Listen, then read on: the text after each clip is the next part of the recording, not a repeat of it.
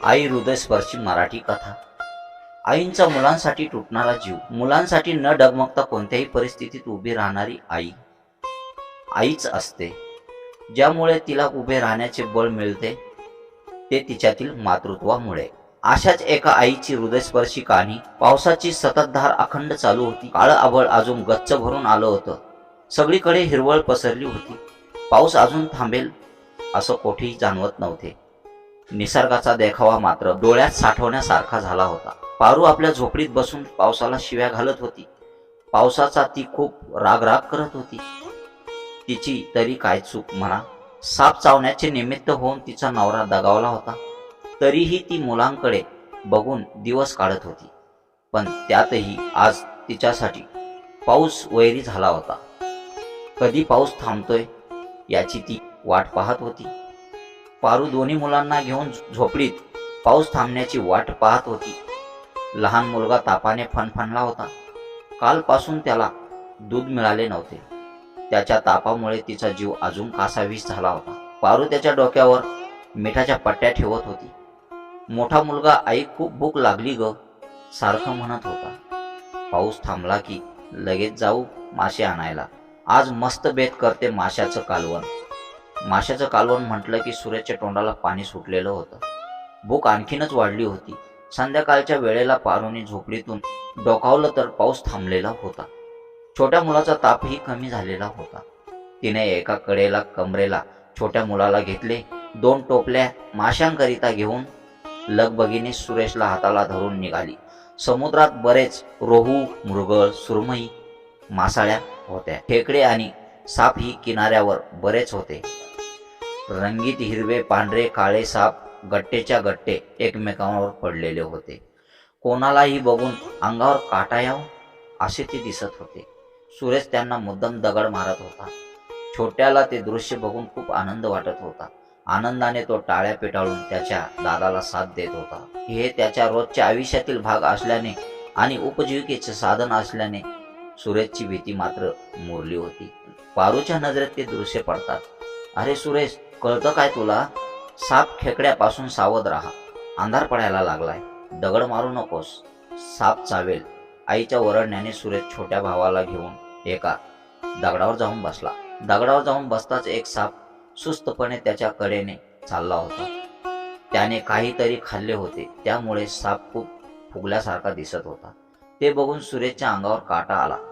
त्याने लगेच छोट्या भावाचे डोळे झाकले, तो घाबरू नये म्हणून।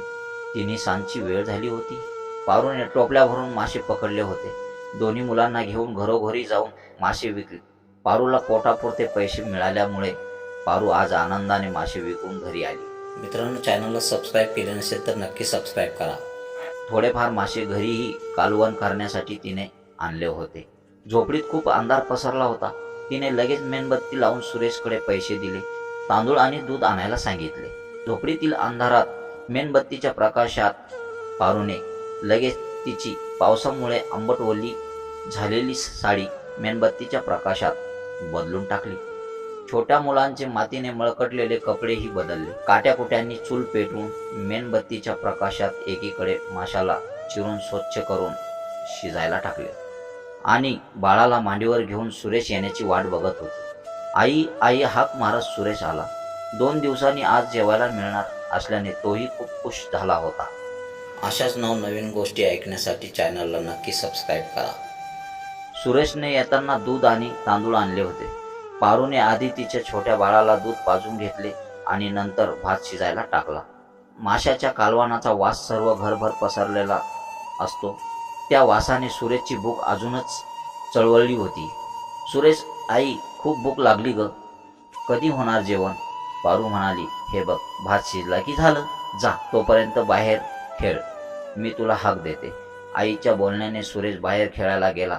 2 दिवस उपासमारीने तिलाही खूप चक्कर आल्यासारखं झालं होतं। अंगात कसलाच त्राण शिल्लक राहिलेला नव्हता, तरीही ती काम करत होती। भात शिजला की सुरेशला हाक तिने दिली, सुरेश चल पटकन जेवायला ये। सुरेशला बोलावून घेतलं। मित्रांनो, नवीन व्हिडिओ बघण्यासाठी चॅनलला नक्की सबस्क्राईब करा। आईच्या हाकेने तो उड्या मारत आनंदाने जेवायला आला। माशाचं कालवण भात बघून त्याचा तोंडाला खूपच पाणी सुटलेले होते। पारूने जवळजवळ सगळंच पातेलं सुरेशच्या ताटाखाली केलं, कारण पारूला माहीत होतं की सुरेशची भूक खूप मोठी आहे, त्याचा आहार खूप मोठा आहे. पारू छोट्या मुलालाही भात चारण्याचा प्रयत्न करते, पण तो तिचा प्रयत्न निष्फळ ठरतो, कारण त्याला दूध पिल्याने झोपेची गुंगी आलेली होती. पारू स्वस्तचे जेवण आटपून काम आवरून घेते, तोपर्यंत दोघे मुलं झोपी गेलेले असतात.